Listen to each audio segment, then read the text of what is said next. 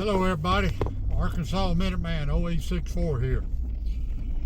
Alright, now we're going into the next part of those who properly prepare, survive. This is gonna be kind of a two-part video here that I'm actually gonna cut and splice together for you. Unless it gets too long, then it will be two parts. We're going to continue on with home defense tactics and strategies. First, let me bring up a point that I have one comment on there, and I'm not exactly sure what the person was talking about. And I'm hoping he will come back and clarify exactly what he was talking about. But he made a point about, well, in some states it's got stand your ground laws. Some of those things are legal. Okay. Let me clarify this. I don't know if he was talking about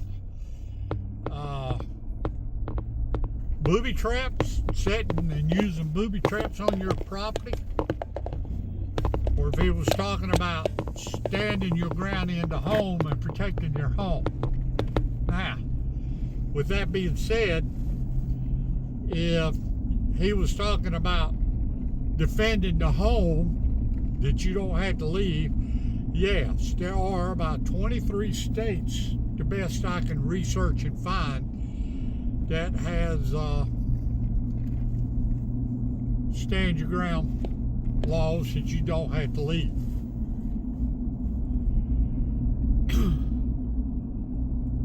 Two states, I believe it was New Jersey and Rhode Island, I think it was. If you've got a way out, then you have to get out and abandon the house and leave it to whoever's in there, which I think is utter bravo Sierra, to put it nicely. Now, let's get down to the booby trap things. One, in all 50 states, it is illegal to set booby traps around your property and leave them set up in the operational state, because they are considered a, what was the fancy word I read about it? Disconcerting trap. I.e., it means it cannot determine if you're friend or foe, cannot determine if you're human or critter. It just gets whatever it gets.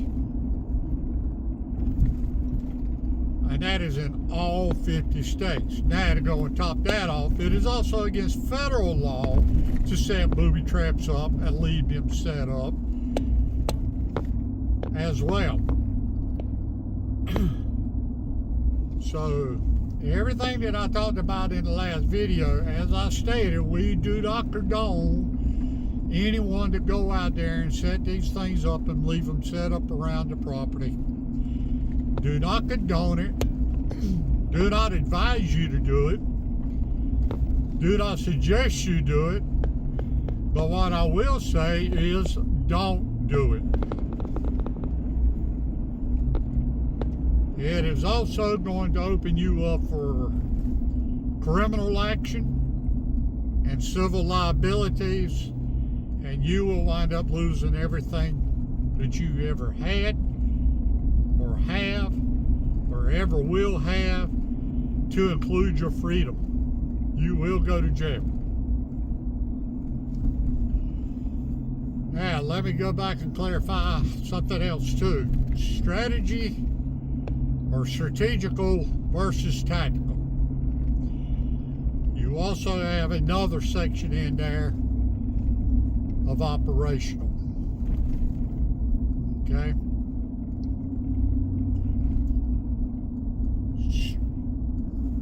And I may get this wrong because I'm running this off memory. But I do know that strategical is the overall big picture. I the president wants to go invade a country. That's just a strategical plan. That encompasses everything. It encompasses combat units, it encompasses logistics, it covers intelligence, and you name it, and it's all included.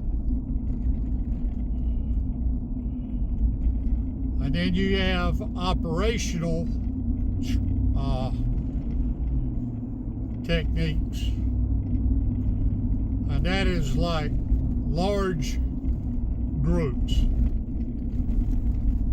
battalions, brigades, regiments, divisions, corps, armies, and it encompasses everything from A to Z also. And you're narrowing it down. All right, I want to go into Appalachistan for the strategic part of it. I want to take over the whole country of Appalachistan. My operational theory on that is we're going to break it down into smaller areas. Like we need to go in and take over major ports, major airfields, so that we can bring in backup troops and supplies and logistics and all that kind of stuff. Then you get down to your tactical. Now this is down to your company size elements, your platoon size, down to your squad, and literally down to fire teams. That is what it is. Now, I said sometimes they go and mirror each other and they coincide. Yeah, they do. But the thing is each one of them builds off of the next. You have to get your overall big picture, and then you get that big picture and you start breaking it down into sections, and then you determine, Third Corps is going in and going to take the port at Bukistan in Appalachistan, and then you got 18th Airborne Corps. They're going to drop in and they're going to drop in on major airfields at like Turkestan, Kuchistan, and Boobistan. Make this a little fun here. And they're going to seize the airfield so the follow-on aircraft can bring in and land and start unloading, vehicles, armor, artillery, things like that. You get the heavy stuff in there. Then you got your tactical part of it, where your company's down at your battalions, break it down to companies and down to platoon, squads, and fire teams. They're going to start going into the towns, and they're going to start taking head on all of the build-up areas that's being contested, and they're going to go and they're going to annihilate the enemy in there. So what you have to do on your home defense is you have to go and look at operational. I got 14 acres. My operational plan covers the whole 14 acres. So I figure, set up and figure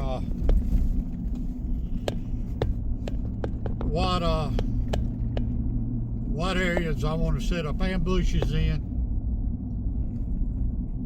and things like that. I try to figure out where I can put obstacles up and go and formulate more funnels that's going to force them to have to come through so that they're easier to ambush and I can ambush them. I get down to the operational part of it.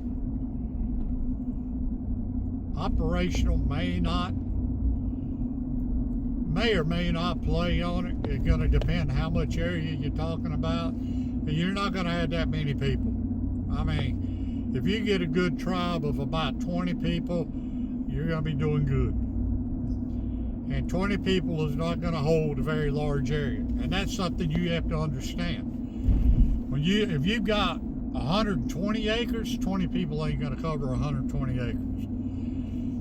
You have to figure out, all right, we're going to give up this section, this section, this section, and we're going to draw them into this section, and we're going to attack them there, and that's where your operational stuff comes in. Strategically, you're going to give up area and funnel them into smaller areas that your people can cover and can attack them more efficiently at. And then you're going to have a fallback place where you're going to go to and kind of make it like your last stand. And then that's where your tactical is going to come out. This is where you're going to break down into smaller fire teams, and you're going to try to outmaneuver, outflank them, and kind of hit them kind of from all sides. And keep them on their toes, keep them messed up, keep them confused. And if you can get them to the point where you can actually get them shooting at each other, then you've really accomplished the end goal state. So there is your strategical, operational, and tactical summary in a nutshell. And you can go online and you can just type in strategic versus operational versus tactical. And you'll get a lot of information out there. For those that's been in the military, especially like the Marine Corps and the Army, that actually deals with this stuff more than what the Air Force and the Navy does. And I know they do it too, but they do it like in the air and on the water. They don't do a whole lot of it on the land. The Navy's got the Navy SEALs, and they got the Marines. The Air Force has got their pararescue and their forward air combat controllers that's on the ground with like the Rangers and the Green Berets and the SEALs and Force Recon and all that kind of stuff. So, with that being said, now you know the difference. Now, switching back to the booby traps, do not go set up a bunch of booby traps up there, and then I get a subpoena saying that I got to go to court because I told you to go do it, because I am not telling you to do it. I'm just telling you this may be something you want to study in the event you have to use it. I'm not telling you to do anything. I'm just out here giving you an educational and entertainment video to watch.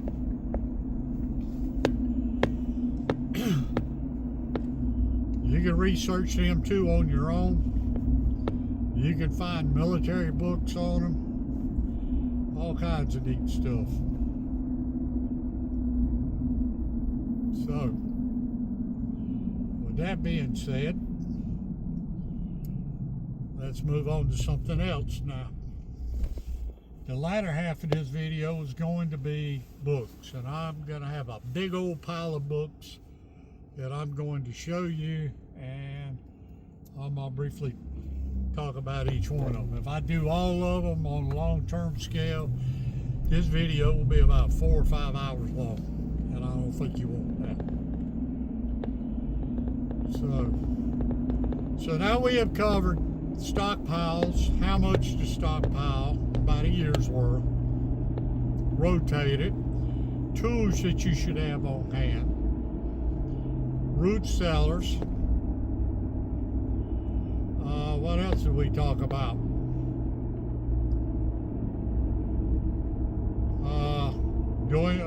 Briefly touched on property and area recon patrols.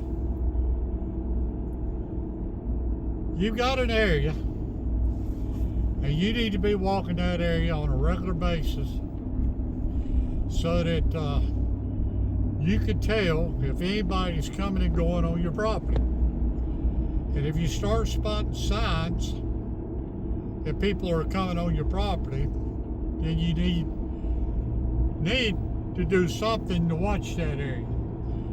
Again, we're going to go back to trail cams.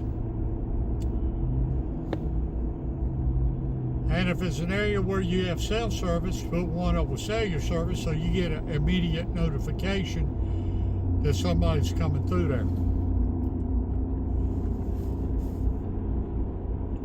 If you don't have cell service, put up a trail cam that you can go by each day and check it,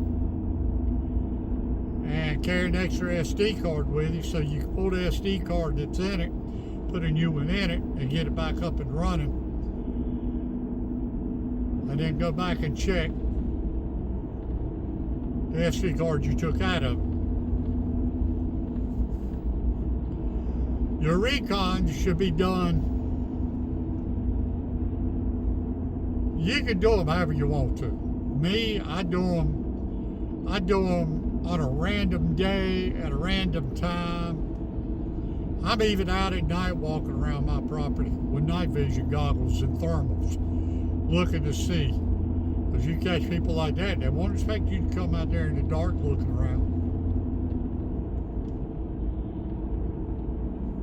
But do them random days. You can do them every day, just do them random times. Don't say at 3 o'clock I'm going to go walk the perimeter of my property every day. Because now you're getting into a fixed pattern, and people are going to figure that out, and then they're going to be sitting out there and they're going to be waiting for you. And then you're going to be in a world of hurt.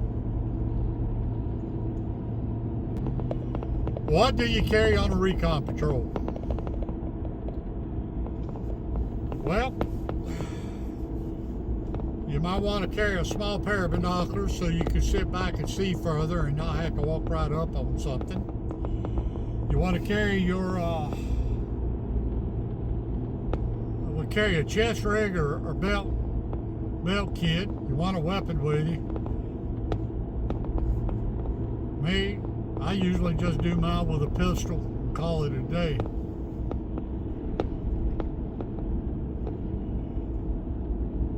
Because I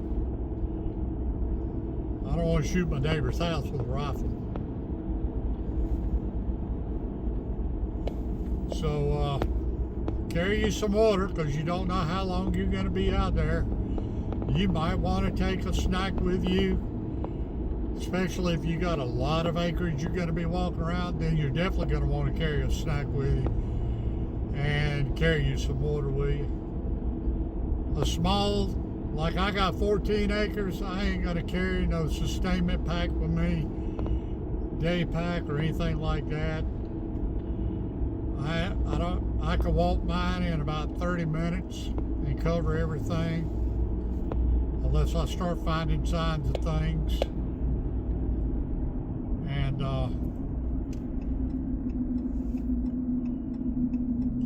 but I ain't got to worry about being stuck out overnight on my property unless I choose to.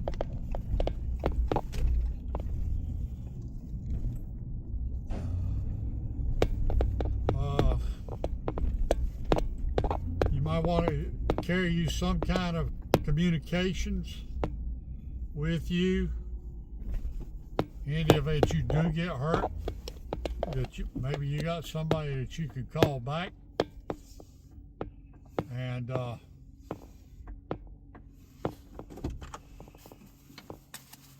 you can call for help and have somebody come help you back up to your house or wherever you need to get back to.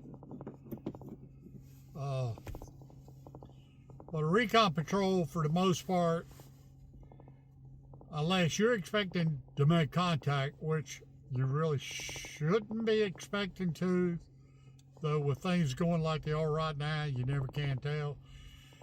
You shouldn't be carrying a whole lot with you, in my opinion. Now, this is strictly my opinion.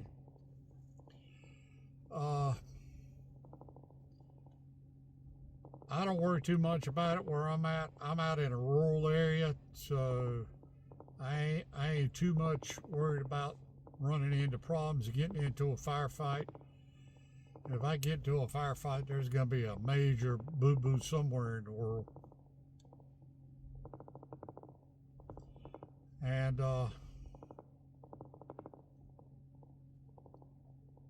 that's about all I carry. I will, usually on me, when I go somewhere around my property, I'm carrying my sidearm and 2 spare mags, and I'm carrying a tourniquet with me and a flashlight in case I happen to stay out after dark or planning on patrolling from daylight into dark. And if I'm doing that, I'll have my nods and or my thermal device with me also. I don't carry a whole lot. I ain't expecting no trouble. That's probably where it's going one day going to bite me in my ass, because if I don't expect something, that's when it happens. But I've been fortunate so far. But you need to sit down, figure you out. You make up your Recon load kit how you want. That's up to you. You're the one that's going to determine that. If you go do a recon patrol and you're carrying everything to include the toilet from out of the guest bathroom to the kitchen sink, and you realize, oh crap, I got too much crap, then you're going to come home and start shaving it down to size. If you go out there and you get to moving around your property and you've got one of those micro rigs and you only got 3 magazines for your rifle and that's all you got, no water, no food or nothing, and you wind up out there longer than you planned on, or all of a sudden you get this uneasy feeling that somebody's watching you and all of that mess, and you feel like you need more beer for the beer keg, then next time go out and put a regular full-size chest rig on, or put your belt kit on and take a full combat load of ammo with you. You go out there and you stay overnight, you didn't carry nothing. Get lost because it got dark on you, didn't carry a flashlight or anything else. Depending upon the time of year, you may have a very long, cold night. If it's summertime and you got a lot of mosquitoes and bugs and stuff, you're going to have a very long, itchy night. So get out there and start patrolling with what you got, and come back and do an AAR, after action review, AAR. And the Army always did a 3 up, 3 down type thing. What 3 things work, what 3 things didn't work. Don't limit it to 3 questions. Okay, what could I have done different? What did I need that I didn't have? What did I have that I didn't need? Did I run any trouble and I needed more ammo? I'm carrying a rifle and I'm carrying a sidearm. Do I really need a sidearm and ammunition extra for that? Do that kind of thing. Ask yourself those questions. And then take those same things and turn it to the flip side. What things didn't work, and basically ask the same questions again. And you're basically doing that, what I said. What did I have that I didn't need? What did I not need what did I need that I didn't have? And what did I have that I didn't need? You're covering both sides of the spectrum right there. Knock it all out at one time. And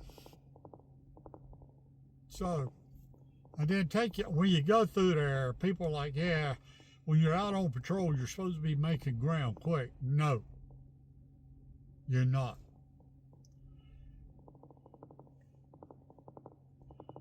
Faster you move, the more noise you're going to make. The more noise you're going to make, the quicker you're going to be dead. Simple. When you go on a patrol, you ease along. You try to make as little noise as possible.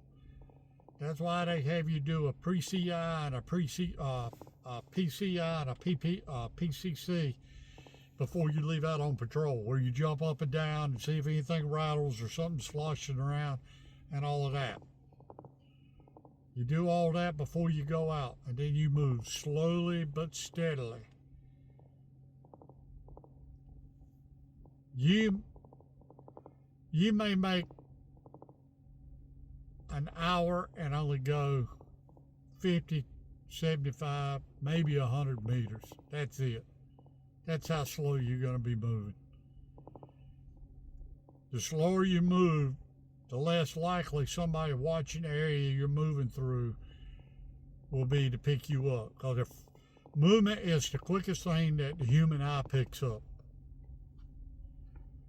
And the human eye also picks up somebody moving from left to right or right to left quicker than they do coming straight at them. So that's something that you want to watch. Alright, on to Recon Patrol. Like I said, you set your kid up to what you want and how you want it. Don't let anybody tell you that you've got to have it set up a certain way. You're not in the military. You don't have to conform to uniformity. Now, on the flip side of that coin, I will say this.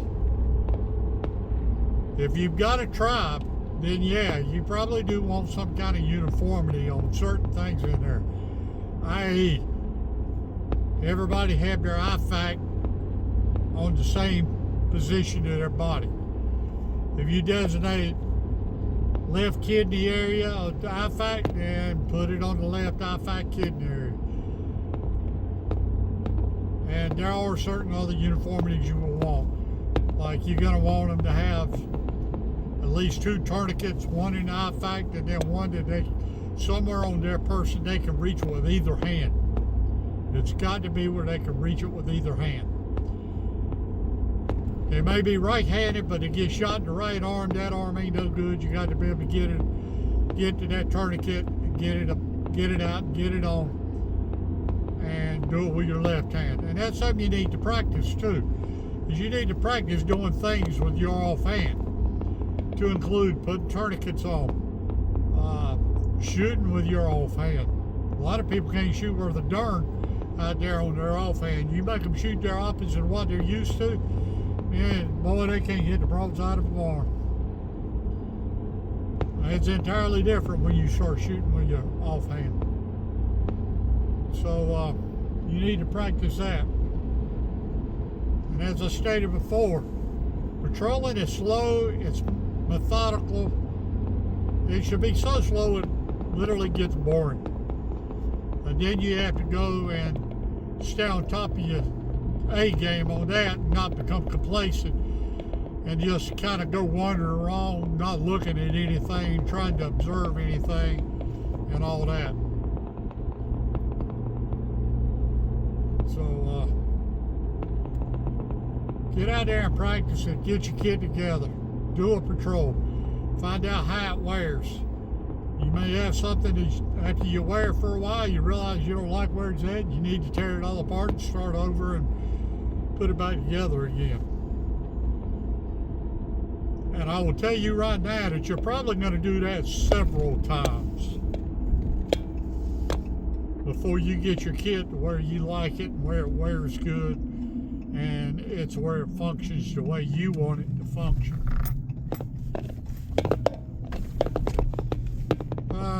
What else can we cover here?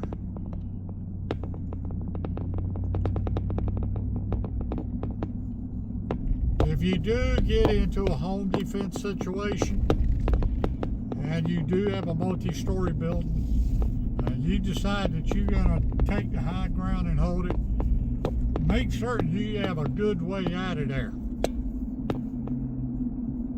And something that you're not climbing down a rope or climbing down a ladder to get out of if you can help it. Something that you can get out quickly if you have to. And also one that if need to be, you could do the run and gun deal. You can't exactly climb down a rope and gun at the same time. At least the average person can. Somebody who's been well trained might be able to. But my advice is I would hold the lower ground. I'd have me multiple ways to be able to get out. And I had to, I would evac out of the house, and I'd have me a fallback area to get to, and I'd try to set me up another defensive line there. And a lot of it's going to depend on how many people's coming in on top of it too.